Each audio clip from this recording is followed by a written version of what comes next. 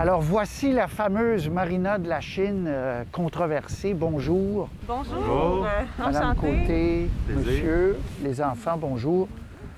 Vous, c'est la bataille de votre été et des prochains mois. Vous ne voulez pas que ça ferme? Oui, absolument. Depuis le 9 juillet, depuis l'annonce du 8 juillet dernier, on fait des représentations de diverses manières là, pour absolument s'assurer que ça reste ouvert. Absolument. On va aller faire un tour.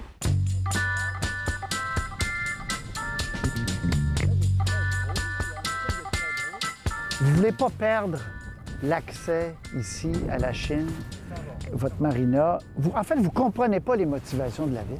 Non, parce que ici, la marina existe depuis près de 100 ans.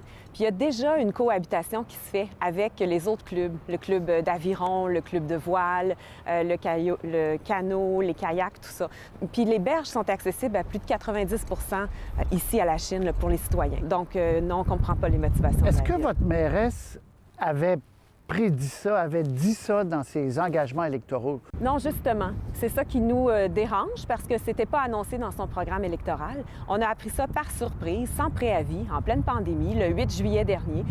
Tout le monde ont été atterrés par ça.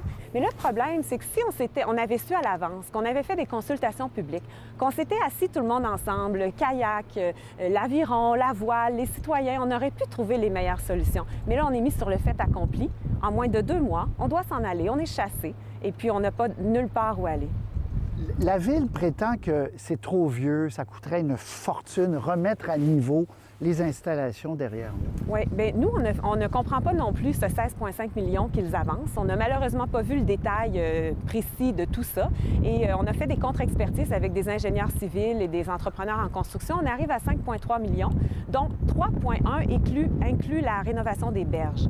Donc, et on a proposé aussi de payer davantage pour nos frais de quai afin de s'assurer que ce ne soit pas un fardeau pour les contribuables. Oui, parce que ça, c'est l'autre chose. Il dit que ça fait faillite, c'est pas rentable. Ouais. Vous dites on est prêt à payer plus. On est prêt à payer plus. De base, on est rentable. Selon les informations fournies par la Ville et les anciennes administrations, on fait soit kiff-kiff ou 100 000 $ de surplus d'exploitation par année.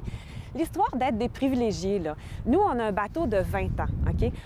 On n'est pas une famille riche, puis pour la majorité d'entre nous, ce n'est pas le cas. Ceci coûte moins cher que la majorité des chalets que les Québécois ont. Mais on profite ici à Montréal des lieux, au lieu de devoir s'exiler en banlieue. En conclusion, Mme Côté, vous demandez au moins, j'imagine, qu'il y ait un autre été, là, que la discussion se poursuive. Oui, absolument. C'est la façon démocratique qu'on aurait souhaité que ça se passe, qu'on soit avisé à l'avance et qu'il nous donne le temps de bien faire les choses. Puis je pense qu'il y a plusieurs citoyens qui ne sont même pas au courant que la marina ferme actuellement. Donc, on leur demande de revenir sur leur position, de s'asseoir autour d'une table, tenir des consultations publiques, puis après, on pourra prendre des décisions plus éclairées. OK. Donc, c'est gelé pour l'instant. On va voir. On va aller voir la mairesse. Oui, c'est ça. Merci beaucoup. Merci de nous avoir accueillis. Au plaisir. Madame la mairesse, bonjour. Bonjour. Pourquoi vous voulez chasser les bateaux de votre marina, qui est la plus grande marina du Québec? On veut faire un projet différent. Le terrain nous appartient. Ça nous appartient depuis longtemps. C'est un énorme fardeau fiscal pour très, très peu de gens comparé à la population de Montréal. Pourquoi ne pas faire le débat démocratique? Et peut-être que vous avez tout à fait raison dans votre projet, Oui.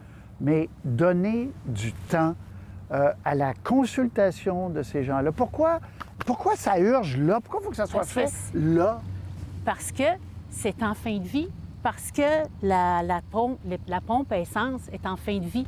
On doit la renouveler parce que la fosse septique est en fin de vie. Ça ne marche pas parce qu'on a déjà 60 quais de moins, parce qu'il faut refaire toutes les coulées de béton, parce qu'il faut refaire toute l'électricité, parce qu'il faut refaire toutes les berges. Il y a une campagne électorale dans 1 an. Oui. Pourquoi pas remettre ça pour la campagne électorale et en faire un enjeu électoral? Bien, parce que l'année prochaine, la marina ne peut pas exister.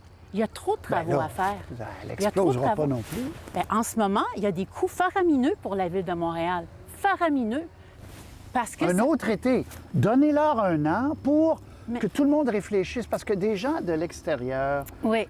des gens, des urbanistes qui réfléchissent à ça, vous ont reproché de dire il y a une précipitation.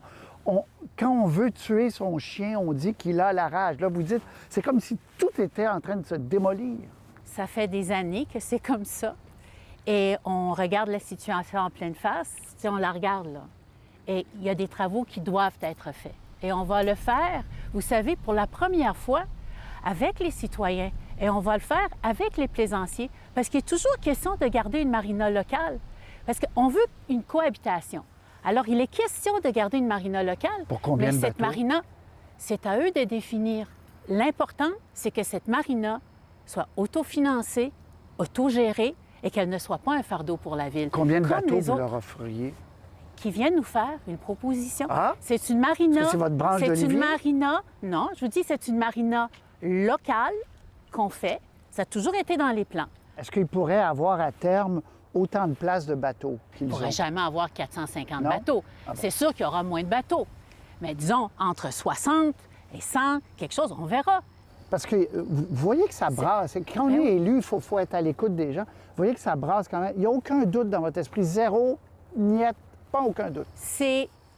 En ce moment, c'est une décision pragmatique. Mais il y a une consultation publique qui s'en vient, à laquelle les plaisanciers sont invités. Mais c'est certain que le statu quo, étant donné la situation, il ne peut pas subsister. Merci, Madame la mairesse. Merci à vous, M. Roy.